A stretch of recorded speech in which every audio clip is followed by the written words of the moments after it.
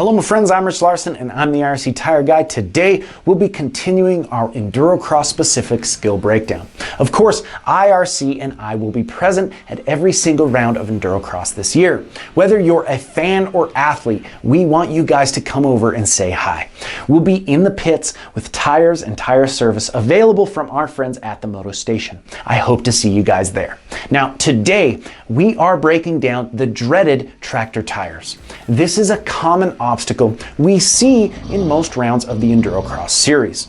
Usually these are simply placed face down, side by side with no dirt up the face or in the hole in the middle of the tires. Now, of course, the first tip I can give is make sure you're comfortable with your double blip. Tractor tires require a dialed double blip approach in your arsenal. We've done extensive breakdowns on the double blip, which you can check out right here. But briefly, we'll break it down. The double blip technique is exactly what it sounds like. Two distinct blips of the throttle and clutch to propel you and your bike over any obstacle. One blip and slip of the clutch and throttle to get the front tire into the air, then a second blip and slip as soon as the front tire makes contact with the obstacle.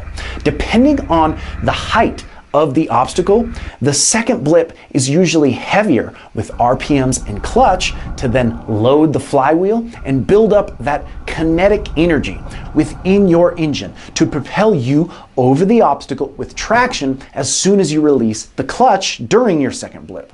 You'll notice whether my approach is a rock, log, or tractor tire, my body position remains the same. Starting in a centered attack position, throwing my hips back simultaneously with the first blip of the throttle. As my front tire makes contact with the obstacle, my hips drive forward to counteract the front suspension's rebound off the obstacle. Then my hips drive back again to assist in holding traction and counteracting my now dropping front tire. This is the double blip technique, no matter the obstacle. But in the approach of a tractor tire, a few things differ. So let's break down what those are. First, I want to talk, where do you hit the tractor tire? Now, as you can see, when the tires are side by side, it's common for the average rider to approach the two tires in between instead of one tire head on.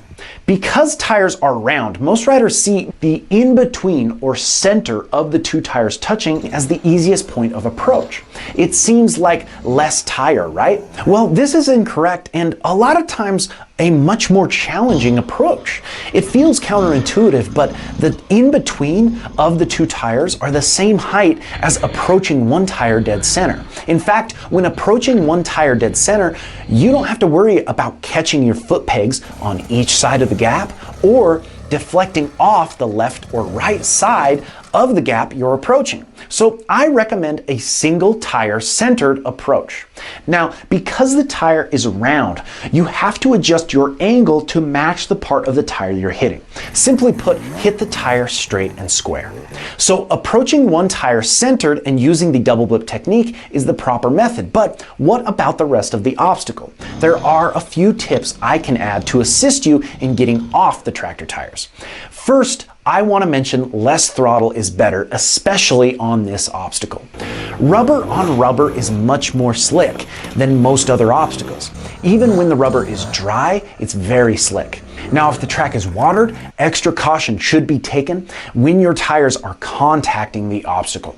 Again, you need momentum before the obstacle to carry you over, so extra throttle isn't required. Once you've completed your double blip and you're on the top of the obstacle, your body position is back, right? The proper double blip form is back, forward, back. But as the front tire drops to the top far end of the tire, the suspension will compress and rebound an additional time. This requires a movement of your body slightly forward while on top of the tire, then back again with low RPMs to hold traction and propel the machine off without hanging the frame or linkage up on the end of the tire. Because you have the momentum, body position, and low RPM traction while on top of the obstacle, the hole in the center won't matter. The bike will glide across the top and continue forward as long as you let it. The hole in the center is a mental game. Tractor tires can be intimidating. They take time to find the confidence in your approach. But with a little time and focus, there'll be another simple obstacle in your way to success. I hope to see you guys at the upcoming Endurocross series this year.